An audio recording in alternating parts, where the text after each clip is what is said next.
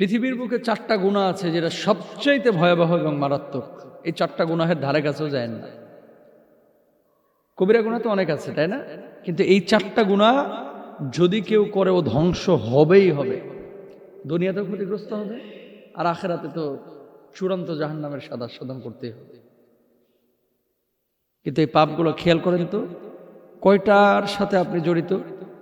হাজার হাজার মানুষ বাংলাদেশে আছে, হাজার বললে ভুল হবে, লাখ লাখ মানুষ আছে। এই 4টা পাপ প্রতিদিন করে, প্রতিদিন।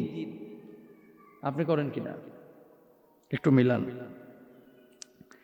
রাসূল আকরাম সাল্লাল্লাহু আলাইহি ওয়াসাল্লাম, আনাস রাদিয়াল্লাহু তাআলা আনহু থেকে বর্ণিত, নবী সাল্লাল্লাহু আলাইহি ওয়াসাল্লাম বলেছেন, কবিরা গুনাহসমূহের মধ্যে সবচাইতে ভয়াবহ গুনাহ হচ্ছে 4টি। 1 নাম্বার আল ইশরাকু বিল্লাহ, আল্লাহর সাথে কাউকে শরীক করা। এদেশের মানুষের ধর্মীয় আবেগ বেশি, ধর্মীয় জ্ঞান কম। এই জন্য মানুষ ওই লালনের মাজারে গিয়েও কিন্তু অনেকে জান্নাত খুঁজে। অনেক মাজারে গিয়ে, যেখানে নামাজ নাই, রোজা নাই, যেখানে ফরজ বিধিবিধানগুলোকে ঠিকমতো আদায় করা হয় না, যেখানে নেশা চলে, এরকম জায়গায় যায় সেজদায় লুটায় পড়ে এই মানুষগুলো জান্নাত খুঁজে। কপালটা বানিয়েছেন আল্লাহ, তার সেজদা দিব সেই আল্লাহ সুবহানাহু ওয়া তাআলাকে। মানুষকে অনেকে সেজদা দেয়, জানেন? অনেক মানুষ আছে বিভিন্ন মাজারে কবরে সেজদা দেয়। পৃথিবীর কোনো মানুষকে সেজদা দিতে পারে না, এটা হারাম, এটা নিষিদ্ধ। নবী সাল্লাল্লাহু আলাইহি ওয়াসাল্লামকে একজন সাহাবী বললেন, ইয়া রাসূলুল্লাহ, সম্ভবত উনি ইয়ামান থেকে এসেছিলেন, যে আমি আপনাকে অত্যন্ত ভালোবাসি, অত্যন্ত মহব্বত করি, একটু পারমিশন দেন না, আপনাকে একটু সেজদা করে ভক্তি করি, আপনাকে ভালোবাসার প্রদর্শন করি। আল্লাহর নবী বলছেন সাল্লাল্লাহু আলাইহি ওয়াসাল্লাম, আল্লাহ সুবহানাহু ওয়া তাআলা যদি কোনো মানুষকে সেজদা দেওয়া জায়েজ করতেন, প্রত্যেক স্ত্রীকে তার স্বামীকে সেজদা করার জন্য বলতেন, যেহেতু আল্লাহ তাআলা বলেন নাই, সুতরাং তুমি আল্লাহ ছাড়া কোনো মানুষকে সেজদা দিবা না। অথচ বাংলার জমিনে অনেক ভণ্ড আছে, যে ভণ্ডরা পায়ের নিচে সেজদা নেয়। ও ভাই, আপনি কার জন্য সেজদা করতেছেন? সেজদাটা মানুষকে করতেছেন, মানুষের সামনে মাথা ঝুঁকাবে না, মাথা উঁচু করে বুক ফুলিয়ে মানুষ চলবে মানুষের সামনে, আর মাথা ঝুঁকাবে একমাত্র আল্লাহর সামনে। শিরিক করেন না, আল্লাহর সাথে কাউকে শরিক করেন না। কি ক্ষতি? লা ইন আশরাকতা লা ইয়াহবাতান্না আমালুক ওয়া লা তাকুনান্না মিনাল খাসিরিন। শিরিকটা করবেন, আপনার অতীতের করা সমস্ত আমলগুলো নষ্ট হয়ে যাবে, ধ্বংস হয়ে যাবে। নামাজ কবুল হবে না, রোজা কবুল হবে না। কেন শিরিক করছেন? ইন্নাহু মাইয়ুশরিক বিল্লাহ ফাকাদ হারামাল্লাহু আলাইহিল জান্নাহ। যে ব্যক্তি শিরিক করবে তার জান্নাত তার জন্য হারাম হয়ে যাবে। তাহলে জান্নাত যদি আপনার জন্য হারাম হয়ে যায়, জাহান্নাম আপনাকে ওয়েলকাম করবে। তো জাহান্নাম যদি ওয়েলকাম করে, কি অবস্থা হবে? আগুনে পড়বেন।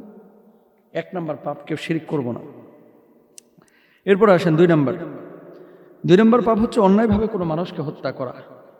এটা হচ্ছে পৃথিবীর বুকে নিকৃষ্ট গুনাহের মধ্যে চূড়ান্ত নিকৃষ্ট গুনাহ। ওমাই ইয়াকতুল মুমিনা মুতাআম্মিদান ফাজাযাউহু জাহান্নামু খালিদান ফিহা ওয়া গাদিবাল্লাহু আলাইহি ওয়া লানাহু ওয়া আদরাহু আযাবান আযীমা আযাবান মুহিনা। আল্লাহ সুবহানাহু ওয়া তাআলা কুরআনুল কারীমে বলেছেন, অন্যায়ভাবে কেউ কোনো মুমিনকে হত্যা করলো, কোনো মানুষকে হত্যা করলো, কোনো জীবকে হত্যা করলো, সে যেন গোটা পৃথিবীর মানুষকে হত্যা করে ফেললো। আল্লাহর লানত তার উপরে, আল্লাহর গজব তার উপরে, আল্লাহর আযাব তার উপরে, আল্লাহর ক্রোধ তার উপরে।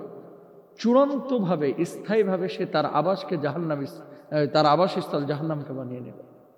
তারপরে জান্নাত নিষিদ্ধ হয়ে যায়। অথচ মাত্র 2000 টাকা, 3000 টাকা, গত বছর দেখেছিলাম কুমিল্লায় 100 টাকার জন্য পিঠের মধ্যে ছুরি ঢোকায় দিচ্ছে, মেরে ফেলেছে।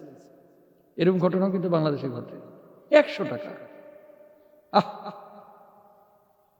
ছিনতাই করতে গিয়ে চাপাতি দিয়ে কোপ দিচ্ছে ঘাড়ের উপরে, সাথে সাথে শেষ। এরকম ঘটনাও ঘটে। মানুষকে হত্যা করবেন, মাপ পাবেন না।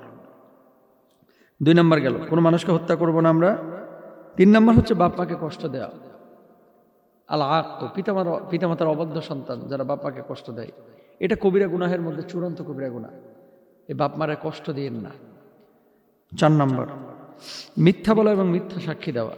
এটা আমাদের বাংলাদেশে একেবারে মাশাআল্লাহ কিছু মিথ্যুক আছে, গুছায় মিথ্যা কথা বলাই এক্সপার্ট, মিথ্যার উপরে অনার্স করেছে, এরকম একটা ভাবসাব। মিথ্যা কথাগুলো যখন বলে, মানুষ ধোকার মধ্যে পড়ে যায়। আসলে সত্য বলতেছে না মিথ্যা বলতেছে, তারতম্য করতে পারে না। গত 16 বছরে এরকম অনেক ঘটনা ঘটেছে। আমরা দেখেছি এমন কিছু লিডার ছিলেন, এত সুন্দর করে গুছিয়ে মিথ্যা কথা বলতেন, যেন মনে হতো গতকালকে রাত্রেই জান্নাত থেকে পালায় আসছে, এরকম একটা ভাবসাব ছিল।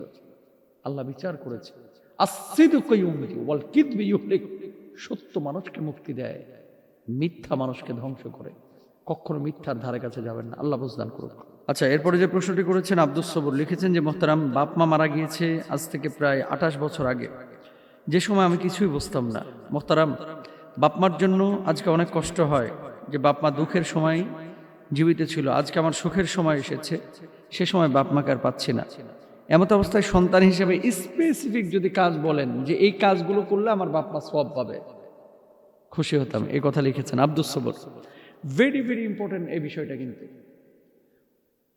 এই পৃথিবীতে কোটি কোটি মানুষ এরকম পাবেন যেই মানুষগুলো বাপ মা দুঃখের সময়টা দেখে গিয়েছে কিন্তু সুখের সময় দেখতে পায় নাই সন্তানের। কোটি কোটি মানুষ পাবেন, এবং এরা কিন্তু প্রায়ই আমাদের কাছে এই ধরনের প্রশ্নগুলো করেন যে মোহতারাম, আজকে তো আল্লাহ তাআলা পয়সা দিয়েছেন, প্রভাব প্রতিপত্তি ক্ষমতা সবই দিয়েছেন, বাপ মা তো নেই, এই বাপ মার জন্য স্পেসিফিক আমরা কি করতে পারি? আজকে এই অল্প সময়ে আপনাদেরকে এই মেসেজটাই দেব, যাদের বাপ মা মারা গিয়েছে, সন্তান হিসেবে বিশাল আলোচনা করব না, আপনার মনে থাকবে না, মাত্র 4টা পয়েন্ট বলবো, 4টা। এই 4টা কাজ করেন, আপনার বাপ মা কবরে শান্তিতে থাকবেন ইনশাল্লাহ। আরেকটা বিষয় বলতে পারি, বাপ মা যখন আল্লাহর আদালতে দাঁড়াবে, আল্লাহ এই আমলগুলো তো আমি করি নাই, কিভাবে আমি এগুলো পেলাম? অবাক হয়ে যাবে যে আমি তো দুনিয়াতে এই সমস্ত কাজগুলো করিই নাই, কিন্তু আমার আমলের পাল্লাটা এত ভারী হলো কিভাবে? আল্লাহ সুবহানাহু ওয়া তাআলা বলবে, যদিও তুমি মারা গিয়েছিলে কিন্তু তোমার সন্তানরা তোমার জন্য কাজ করেছিল, এই নেক কাজগুলোর বদলা হিসাবে আমি আল্লাহ সুবহানাহু ওয়া তাআলা আজকে এই প্রতিদানটা এত উঁচু করে দিয়েছি। সুবহানাল্লাহ। এই আল্লাহ সুবহানাহু ওয়া তাআলা এরকম করবেন কিয়ামতের ময়দানে। কি কি কাজ করবেন সন্তান হিসেবে? 1 নাম্বার,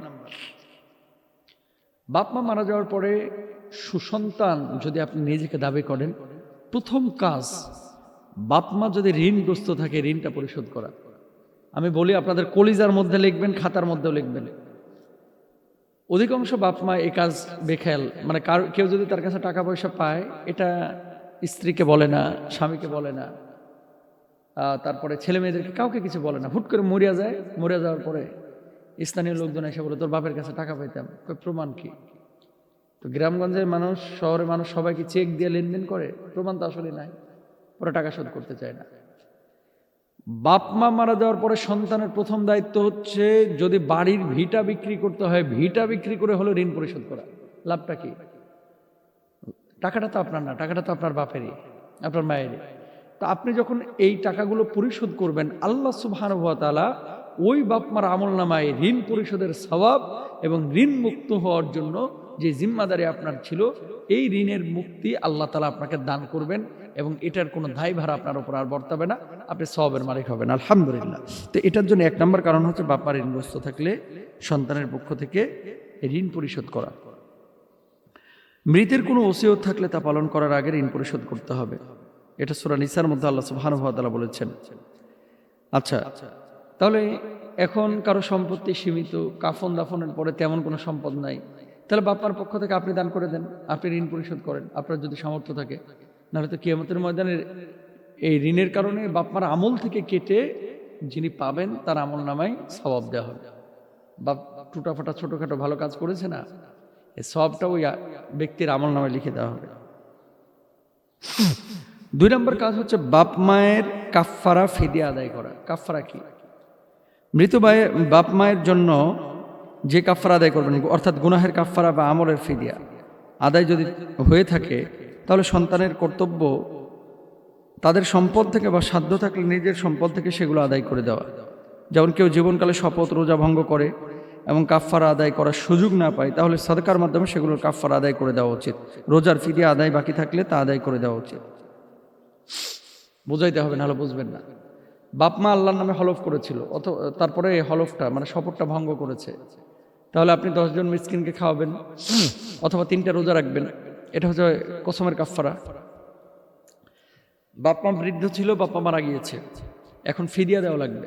প্রতিটা রোজার জন্য প্রায় 3.5 গম, বাংলাদেশি টাকায় যদি কনভার্ট করেন আপনার 250 থেকে 300 টাকা, এই পরিমাণ টাকা আপনি প্রতিটা রোজার জন্য বাপ মার পক্ষ থেকে আপনি আদায় করে দেবেন। তো ফিদিয়া এবং কাফফারার বিষয় যদি থাকে, তাহলে আপনি এটা আদায় করবেন। এখন বাপ মার রোজা কাজা করেছে, বাপ মার পক্ষ থেকে আপনি রোজা রাখবেন, এই ধরনের আসলে অথেন্টিক সোর্সে হাদিস পাওয়া যায় না। বাপ মা নামাজ কাজা করেছে, আপনি বাপ মার পক্ষ থেকে নামাজ পড়ে দেবেন না, আপনি তার পক্ষ থেকে ফিরিয়ে দিবেন, তার জন্য দোয়া করবেন। 3 নাম্বার, বাবা মায়ের জন্য দোয়া করা। কি দোয়া করবেন? রব্বির হামহুমা কামা রব্বায়ানি সগীরা। তবে দোয়াটা করতে হবে কখন? নামাজ পড়লেন না, রোজা করলেন না, খালি দোয়া করলে হবে? 5 ওয়াক্ত নামাজও পড়বেন, রোজাও করবেন, ইসলামের শরীয়তের বিধিবিধানগুলো পালন করবেন, নিজের সৎ কাজ করে দোয়া করবেন, আল্লাহ কবুল করবে ইনশাআল্লাহ।